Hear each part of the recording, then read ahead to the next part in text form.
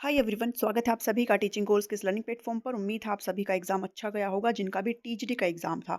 मैंने इस पेपर को एनालाइज किया है तो इसमें सीडीपी में तो कुछ भी दिक्कत नहीं है। आप आराम से यहाँ पर 28 और 27 मार्क्स यहाँ पर आराम से ला सकते हो। एक दो नंबर की गारंटी नहीं होती है, तो आप 28 प्लस आराम से ला सकते हो। बाकी अगर ओवरऑल बात करें तो हिंदी का जो सेक्शन है मुझे डिफिकल्ट लगा। इंग्लिश भी ठीक थी और मैथमेटिक्स में थोड़ा सा टाइमिंग थी चीज़ों में सॉल्व करने में। ठीक है, तो अगर आपने प्रैक्टिस अच्छे से नहीं करी ना तो फिर मैथमेटिक्स में आपको दिक्कत आई होगी। बाकी इस वीडियो में मैं आपके लिए सीडीपी का सॉल्यूशन लेकर के आई हूँ। According to which psychologist the role of social and cultural factor are important. देखो, सोशल और कल्चरल फैक्टर की बात सबको पता है किसने करी थी, वाइगोत्स्की ने करी थी।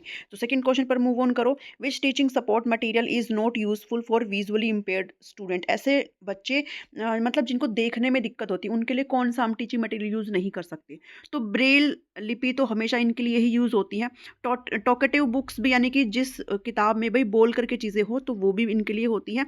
उभरे हुए मानचित्र भी इनके लिए होते हैं। और फिल्म स्ट्रिप्स जो होती है वही वो देखने वाली होती है। इनके पास पहले से ही विजुअल जो कैपेबिलिटी है वो है नहीं, तो फिर फिल्म स्ट्रिप्स यहाँ पर गलत आंसर हो जाएगा।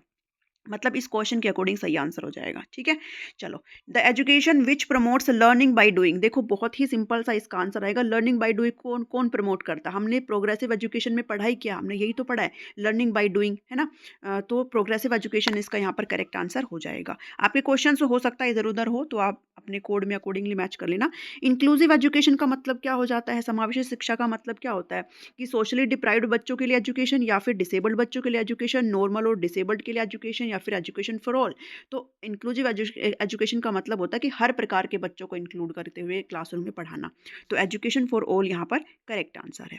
अगले क्वेश्चन कहता है कि which teaching learning strategy is most useful for students in context of social learning. सामाजिक अधिगम के संदर्भ में यहाँ पर जो है कौन सी बहुत ही यूजफुल होगा। मतलब सोशल चीज़ों की बात करी जा रही है। तो फील्ड ट्रिप, लेक्चर, एक्सपेरिमेंट, या फिर ब्रेनस्टॉर्मिंग। तो इसका बहुत ही सिंपल सा आंसर है फील्ड ट्रिप। बच्चे बाहर जाएंगे, सारी चीज़ों को खुद से एक्सप्लोर करेंगे, तो ये आपका सोशल लर्निंग के अंतर्गत आता है। Which of the following is not an type of objective type question. इसमें से कौन सा नहीं है? देखो, जब भी हम मैच करते हैं तो वो ऑब्जेक्टिव होता है। मल्टीपल चॉइस क्वेश्चन आपको ऑब्जेक्टिव होता है। जब भी आपको रिक्त स्थान भरते हो तो वो भी आपका ऑब्जेक्टिव होता है। आपको एक ही चीज़ उसमें फिल करनी होती है, ऐसा तो नहीं है ना दो चार चीज़ें आप उसमें फिल करते हो। जबकि जो आपके विश्लेषणात्मक प्रश्न होते हैं, जो आपके एनालिटिक क्वेश्चंस होते हैं ना, ये पूरा आप मतलब एनालाइज करते हो सारी चीज़ों को, वो आपके ऑब्जेक्टिव के प्रकार नहीं है। Which educational intervention is not suitable for slow learner. जो बच्चे धीरे मतलब लर्न करते हैं, जो स्लो लर्नर है, उनके लिए कौन सा एजुकेशनल इंटरवेंशन है जो कि सुटेबल नहीं है? तो एक्सेलरेशन नहीं है, त्वरण जिसको बोलते हैं, रेमेडियल टीचिंग नहीं है, ड्रिल वर्क, या फिर कोऑपरेटिव। तो देखो, इस एक्सेलरेशन को ना कल भी इसका जिक्र आया था पेपर में, और हमने अपने मॉक टेस्ट में और बार बार हमने इस चीज़ को पढ़ा है। एक्सेलरेशन जो होता है वो स्लो लर्नर के लिए नहीं होता, बल्कि गिफ्टेड बच्चों के लिए होता है।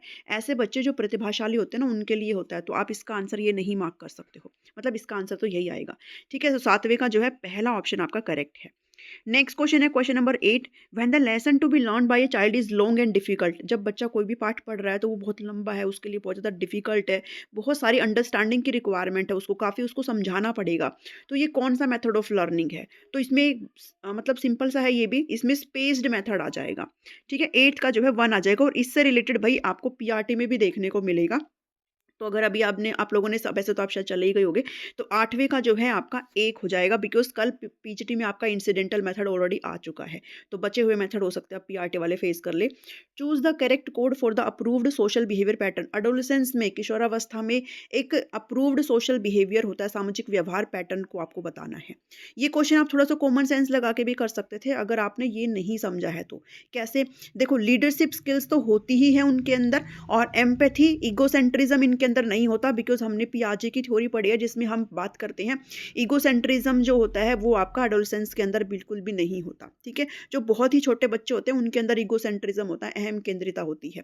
स्टीरियोटाइपिंग, अगर आपको ये सारी चीज़ें नहीं समझ में आ रही तो हमें पता है, हमने सी ऑप्शन एलिमिनेट कर लिया, तो ये गलत हो गया, ये गलत हो गया, बचता है ए और बी और डी। अब हमें ये पता है लीडरशिप स्किल तो होगा ही होगा, तो बी और डी कैसे हो जाएगा? बिकॉज़ ए तो कन्फर्म है, इसलिए ऑप्शन नंबर 1 यहाँ पर आपका करेक्ट हो जाएगा। नेक्स्ट क्वेश्चन है which of the following pair is not correct regarding motivational theories and their proponent. यहाँ पर कुछ मोटिवेशनल थ्योरीज हैं और वो किनके द्वारा दी गई, उनमें से आपको गलत यहाँ पर कौन सा वो चूज करना है। तो नीड हायरार्किकल थ्योरी मैस्लो ने ही दी थी, ड्राइव आपका वुडवर्थ का ही है और ये आपका मैकलेलैंड का ही है, जबकि जो इंस्टिंक्ट थ्योरी है ये एटकिंसन के द्वारा नहीं दी गई थी। इसलिए 10th का जो है ऑप्शन नंबर 1 हो जाएगा। नेक्स्ट क्वेश्चन पर मूव ऑन करिए। Which of the following is not a performance test of intelligence. Intelligence के टेस्ट पर प्रश्न कल भी आया था, अभी आया और आने वाले पेपर शिफ्ट में भी आएगा जो पीआरटी की है। तो इंटेलिजेंस टेस्ट जो है, परफॉर्मेंस कौन सा होता है, नॉन वर्बल वाला होता है, ठीक है। तो इसमें सारे मैंने आपको लिखवाए हुए हैं अच्छे से। तो पहला ऑप्शन जो है वो कोल ब्लॉक डिजाइन टेस्ट, ये आपका परफॉर्मेंस टेस्ट नहीं है, इसलिए फर्स्ट ऑप्शन यहाँ पर आ जाएगा।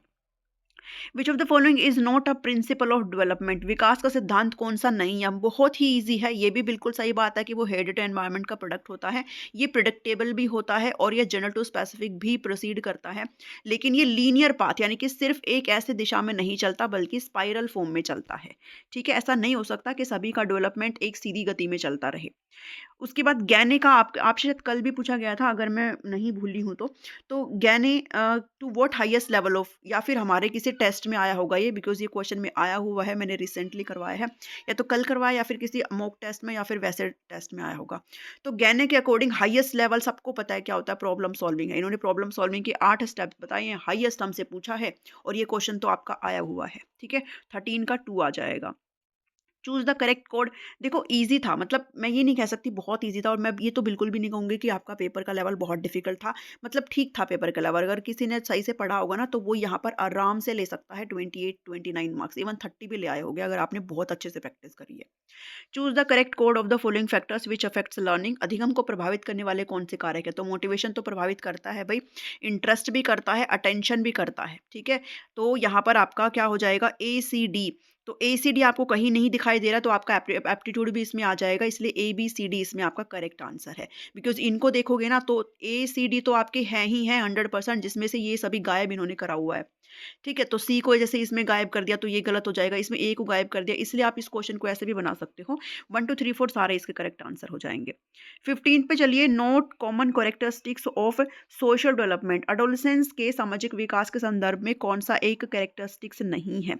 हार्मोनियस रिलेशनशिप पेरेंट्स, क्या पेरेंट्स के साथ एक सामंजस्यपूर्ण, यही आपकी पहली लाइन गलत है। पेरेंट्स के साथ ये मतलब एक वो कॉन्फ्लिक्ट टाइप बना करके चलते हैं, तो हम ये नहीं कह सकते कि माता पिता के साथ सामंजस्यपूर्ण संबंध है। बाकी ये तीनों चीजें सही है, इसलिए ऑप्शन नंबर 1 यहाँ पर हो जाएगा।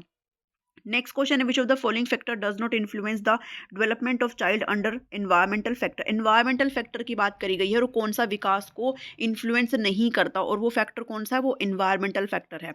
तो देखो बहुत ही सीधी सी बात है, न्यूट्रिशन आपका एनवायरमेंटल फैक्टर होता है, मेंटल स्ट्रेस भी, एक्सीडेंट भी, लेकिन जो एंडोक्राइन ग्लैंड्स है ये आपका एनवायरमेंटल फैक्टर कहाँ से हो गया, ये तो आपका हेरिडिटी से रिलेट करता है, ठीक है। तो ये आपका आंतरिक फैक्टर हो गया 16 का, 4th यहाँ पर करेक्ट आंसर हो जाएगा। फिर मोस्ट मैंने आप सभी के साथ डिस्कस किया था कि थॉर्नडाइक की थ्योरी से भाई प्रश्न हमेशा आता है कि लॉ ऑफ यूज और डिसयूज किसको कहते हैं। तो 3 इन्होंने मेन लॉ दिए थे, जो कि law of exercise, law of readiness और लॉ ऑफ अफेक्ट, ठीक है। तो ये 3 इन्होंने मेन लॉ दिए थे। अब यूज डिसयूज आता है आपका इससे संबंधित, लॉ ऑफ एक्सरसाइज से संबंधित होता है, ये भी मैंने आपके साथ डिस्कस किया था।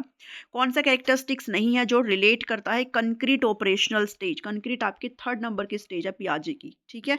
तो उसमें आपके रिवर्सिबिलिटी भी होती है, सीरियलाइजेशन भी होती है, कंजर्वेशन भी होता है। एनिमिज्म जो है वो दूसरी स्टेज पर लाई करता है जो कि प्री ऑपरेशनल स्टेज होती है। ये सारी चीजें मैंने आपको लिखवाई हुई है, सारी चीजें। 19th, while teaching magazine is not beneficial for the learning disabled children. कौन सा टीचिंग मैगजीम यहाँ पर बेनिफिशियल नहीं है जब आप डिसेबल्ड बच्चों को पढ़ाते हो। सिंपल टू कॉम्प्लेक्स, देखो एब्स्ट्रैक्ट टू कंक्रीट हम कभी नहीं जाते, हम पहले बच्चों को कंक्रीट चीजें पढ़ाते हैं, उसके बाद बच्चा एब्स्ट्रैक्ट चीजों को समझने लगता है, ठीक है। एब्स्ट्रैक्ट होती है अमूर्त चीजें जो आप कल्पना में चीजें सोच सकते हो, तो ऐसा नहीं होता ना, आप पहले कल्पना में सोच सकते हो फिर आप कंक्रीट पर जाओगे, मूर्त पे जाओगे। तो इसलिए 2 ऑप्शन यहाँ पर बिल्कुल ही करेक्ट हो जाएगा। 20वां क्वेश्चन देखेंगे, which stage of Kohlberg's moral development. Kohlberg की मोरल डेवलपमेंट थ्योरी के अकॉर्डिंग कौन सा रिलेट नहीं करता है। कल भी आया था कोलबर्ग से, अभी भी आएगा कोलबर्ग से जो इवनिंग शिफ्ट है। कन्वेंशनल मोरालिटी आपकी 2nd नंबर की लेवल होती है, यानी कि इसके अंदर आपका 3rd और 4th नंबर की जो मोरल डेवलपमेंट के स्टडीज है वो आएंगे। तो कौन कौन से है इसके अंदर, इंडिविजुअल और एक्सचेंज तो आपकी 2nd नंबर की हो जाती है, तो ये तो नहीं आएगा क्योंकि ये तो 1 लेवल में गया। गुड इंटरपर्सनल रिलेशन और मेंटेनिंग द सोशल ऑर्डर, ये जो बी और सी है ये आपके जो 2nd नंबर का है, यानी कि ये आपका 3rd है और ये आपका 4th है, ठीक है, स्टेज की अगर बात करूँ, 6 स्टेज दिए थे, 3 लेवल दिए थे, ठीक है? तो ये आपके जो है लेवल 2 हो जाएँगे और तीसरे और चौथे नंबर का स्टेज हो जाएगा, ये ध्यान में रखना। तो बी और सी ऑप्शन नंबर 2 यहाँ पर करेक्ट आंसर है। Which of the following is not related to law of heredity, तो ये तो बहुत ही सिंपल सी बात है, लॉ ऑफ सिमिलैरिटी भी है, वेरिएशन भी है, रिग्रेशन भी है, लेकिन प्रोग्रेशन नहीं है, इसलिए 21 का 4 आ जाएगा। Which of the following factor does not affect the teaching learning process, शिक्षण अधिगम प्रक्रिया को कौन सा फैक्टर प्रभावित नहीं करता है?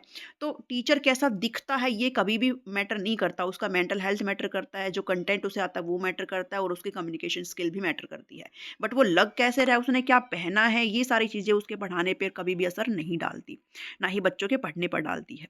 According to moral development theory of पियाजे, पियाजे की मॉरल डेवलपमेंट थ्योरी से प्रश्न आ गया, देख लो, इसलिए ये इंपॉर्टेंट है। एडोलसेंस पीरियड किस में लाई करता है? तो इन्होंने 2 स्टेज दिए हैं, सबको पता है भई, एक होता है ऑटोनॉमस, एक होता है हेटेरो। तो हेटेरो आता है पहले और ऑटोनॉमस आता है बाद वाला, ठीक है? जब बच्चा जो है मतलब सीख जाता है, बच्चों में मोरालिटी आ जाती है, तो वो ऑटोनॉमस है, ठीक है? इसमें नहीं आती है, तो ये आपके जो 4th ऑप्शन है ये सही है, इसमें आपका एडोलसेंस स्टेज यहाँ पर लाई करता है। 24 है, which statement is not correct in context of individual difference, व्यक्तिगत विभिन्नताओं के संबंध में। तो 2 पर्सन एग्जैक्टली सेम नहीं होते, बिल्कुल ठीक बात है। डेविएशन होता है इन रिगार्ड्स टू कैरेक्टरिस्टिक्स, ये भी सही बात है। इंडिविजुअल डिफरेंसेस डिस्टिंग्विश करता है इंडिविजुअल को इन देयर टोटलिटी, ये भी सही बात है।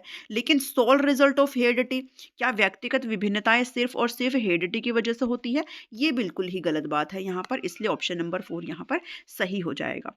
Learning through mental processes like attention and reflection, जब भी आप लर्न करते हो तो आपको अटेंशन की जरूरत होती है, साथ ही आप चिंतन भी करते हो, आप रिफ्लेक्ट भी करते हो।